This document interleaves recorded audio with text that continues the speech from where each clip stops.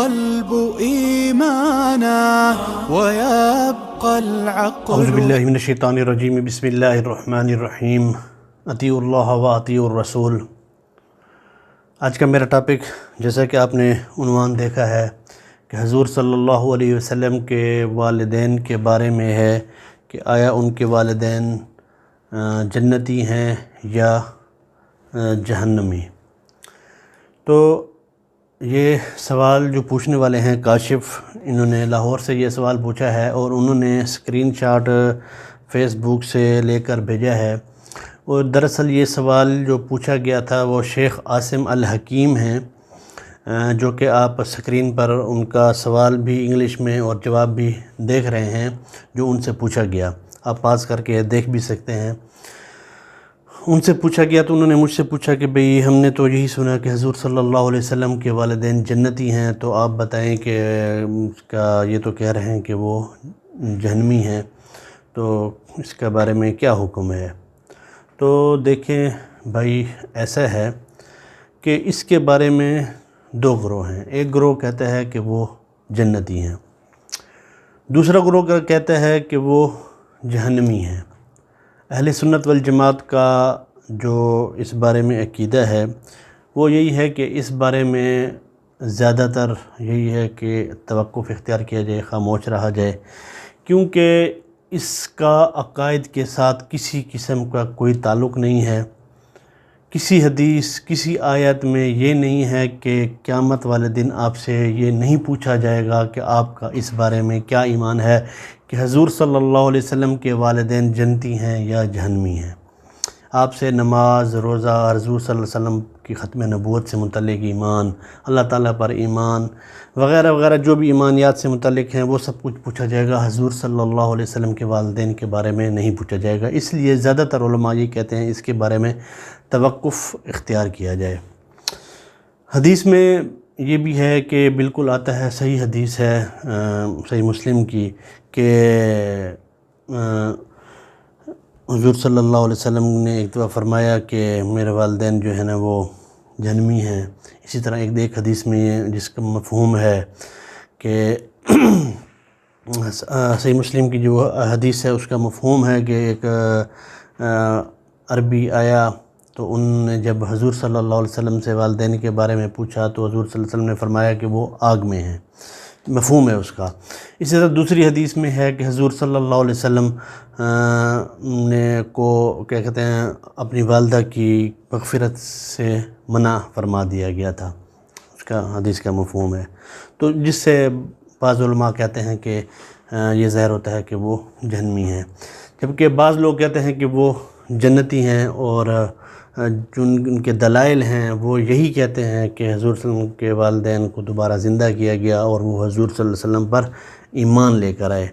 بہرحال یہ نازک مسائل ہیں، اس پر بات نہیں کرنی چاہیے اور اس بات کو طول بھی نہیں دینا چاہیے۔ اور اہل سنت والجماعت دیوبند کا عقیدہ بھی یہی ہے کہ وہ زیادہ تر اس میں یہی ہے کہ وہ جنتی ہونے کے قائل ہیں۔ امام نووی رحمۃ اللہ علیہ، امام فخر الدین رازی وغیرہ رحمۃ اللہ علیہ نے اس بارے میں تصریح کی ہے کہ جن حضرات کا انتقال آپ صلی اللہ علیہ وسلم کی بعثت سے پہلے ہوا ہے، اگر وہ شرک کے مرتکب تھے تو وہ لوگ مشرکین کے حکم میں ہیں، اور اگر شرک کے مرتکب نہیں تھے تو یہ دو طرح کے لوگ تھے۔ کچھ تو راہیاب ہو گئے تھے اور اپنی عقل سے انہوں نے اپنے خالق کو پہچان لیا تھا، مثلا قس بن ساعدہ تھے، زید بن عمر، اور اسی طرح اور بھی تھے کچھ لوگ۔ تو یہ لوگ جو ہے نا یہ ان کو ناجی بھی کہا جاتا ہے۔ اور دوسری قسم کے وہ لوگ ہیں جنہوں نے نہ تو شرک کا ارتکاب کیا اور نہ ہی راہیاب ہوئے، بلکہ ان کی زندگی غفلت میں گزرے۔ ان کے بارے میں پھر اقوال جو ہے نا وہ مختلف ہیں، بعض انہیں ناجی مانتے ہیں اور بعض غیر ناجی۔ اللہ سے تو امید یہی رکھنی چاہیے کہ حضور صلی اللہ علیہ وسلم کے والدین اور دادا وغیرہ آخر الذکر دونوں قسموں میں سے ہی ہوں گے، بلکہ بعض جو ضعیف احادیث روایتیں بھی ہیں ان میں ہے کہ اللہ تعالیٰ نے اپنے فضل و کرم سے حضور صلی اللہ علیہ وسلم کے والدین کو دوبارہ زندہ بھی کیا تھا، اور یہ لوگ حضور صلی اللہ علیہ وسلم پر ایمان لائے، پھر دوبارہ ان کو موت بھی دے دی گئی۔ بہرحال آخرت میں حضور صلی اللہ علیہ وسلم کے والدین، دادا وغیرہ کے ساتھ کیا ہوگا، اس سلسلے میں قطعی بات کچھ بھی نہیں کہی جا سکتی، اور نہیں کہا جا سکتا، حقیقت یہی ہے، اور نہ ہی مسلمانوں کے اس کے در پہ ہو جانا چاہیے،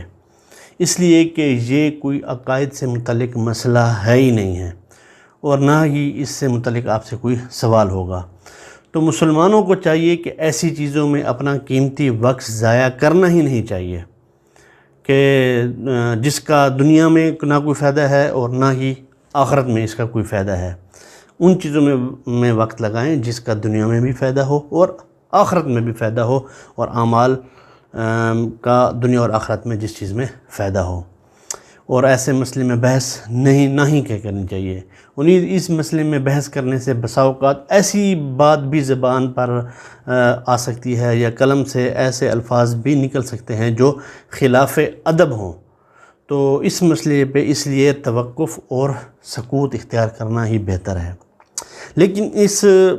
مسئلے پر جب میں بات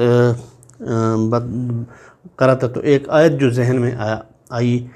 وہ یہ کہ قرآن مجید کی سورہ بقرہ میں آیت آتی ہے، وَإِذْ يَرْفَعُ إِبْرَاهِيمُ الْقَوَاعِدَ مِنَ الْبَيْتِ وَإِسْمَاعِيلُ رَبَّنَا تَقَبَّلْ مِنَّا إِنَّكَ أَنْتَ السَّمِيعُ الْعَلِيمُ رَبَّنَا وَاجْعَلْنَا مُسْلِمَيْنِ لَكَ وَمِنْ ذُرِّيَّتِنَا أُمَّةً مُسْلِمَةً لَكَ وَأَرِنَا مَنَاسِكَنَا وَتُبْ عَلَيْنَا إِنَّكَ أَنْتَ التَّوَّابُ الرَّحِيمُ رَبَّنَا وَابْعَثْ فِيهِمْ رَسُولًا مِّنْهُمْ يَتْلُو عَلَيْهِمْ آيَاتِكَ وَيُعَلِّمُهُمُ الْكِتَابَ وَالْحِكْمَةَ وَيُزَكِّيهِمْ إِنَّكَ أَنْتَ الْعَزِيزُ الْحَكِيمُ وَمَنْ يَرْغَبُ عَنْ مِلَّةِ إِبْرَاهِيمَ إِلَّا مَنْ سَفِهَ نَفْسَهُ وَلَقَدِ اصْطَفَيْنَاهُ فِي الدُّنْيَا وَإِنَّهُ فِي الْآخِرَةِ لَمِنَ الصَّالِحِينَ۔ تو اس آیت کو جب آپ غور کریں اور اس کے ترجمے پر غور کریں تو جو چیز غور کرنے سے جو نتیجہ نکلتا ہے وہ یہ نکلتا ہے کہ حضرت ابراہیم اور حضرت اسماعیل علیہ السلام نے مل کر دعا کی کہ خانہ کعبہ کی دعا کی کہ جب وہ خانہ کعبہ کی تعمیر کر رہے تھے کہ اے اللہ ہمیں اپنا فرما بردار قرار دے، یعنی فرما بردار مسلمان قرار دے۔ دوسری بات کہ ہماری اولاد میں سے بھی ایک گروہ کو اپنا فرما بردار رکھ، فرما بردار یعنی کہ مسلمان رکھ۔ تیسری بات پھر فرمایا کہ اے اللہ انہیں یعنی کہ حضرت ابراہیم اور حضرت اسماعیل علیہ السلام کی اولاد میں سے جس گروہ کو اللہ نے مسلمان رکھا اس میں سے ایک رسول کو مبعوث فرما جو ان پر تیری آیات کی تلاوت کرے اور ان کو کتاب اور حکمت کی تعلیم دے اور ان کا تزکیہ کرے۔ تو حضرت ابراہیم اور حضرت اسماعیل علیہ السلام کی دعا سے یہ واضح ہے کہ حضرت اسماعیل علیہ السلام کی اولاد میں سے ایک گروہ ہمیشہ اللہ کا فرما بردار رہے گا، اور اولاد اسماعیل علیہ السلام کہ اسی مسلمان گروہ میں سے ایک رسول مبعوث ہوگا۔ بس قرآن تو پکار کر کہہ رہا ہے کہ اللہ کے نبی کریم صلی اللہ علیہ وسلم حضرت ابراہیم علیہ السلام اور حضرت اسماعیل علیہ السلام کی اولاد میں سے اسی گروہ میں سے جس کو اللہ نے اپنا فرما بردار یعنی کہ مسلمان رکھا، اور خود اللہ کے رسول کا بھی فرمان ہے کہ انا دعوت ابی ابراہیم، کہ میں اپنے جد یعنی اپنے دادا ابراہیم علیہ السلام کی دعا میں سے ہوں، یعنی کہ وہ شرک سے پاک تھے، اللہ تعالیٰ کو واحد مانتے تھے، دین ابراہیمی کو وہ مانتے تھے۔ تو جس سے اس آیت سے یہ بات واضح ہوتی ہے کہ وہ بنیادی خرافات جو دوسرے مشرکین میں تھیں ان سے ان کے حضور صلی اللہ علیہ وسلم کے والدین پاک تھے، تو جس سے یہ ظاہر ہوتا ہے کہ ان کے اندر کچھ نہ کچھ مسلمانوں والی صفات فرما برداری والی صفات موجود تھیں جس سے نیک گمان ضرور کیا جا سکتا ہے۔ باقی اللہ تعالیٰ اس بارے میں بہتر جانتا ہے، اور آخر میں پھر یہی بات کہ بہتر اس میں یہی ہے کہ کوئی خلاف ادب بات نہ نکل جائے اور کوئی ایسی بات نہ ہو کہ زبان لڑکھڑا جائے اور قلم بھی لڑکھڑا جائے اور کوئی ایسی بات نکل جائے جس سے بے ادبی ہو، تو توقف اور سکوت سب سے بہتر چیز ہے۔ تو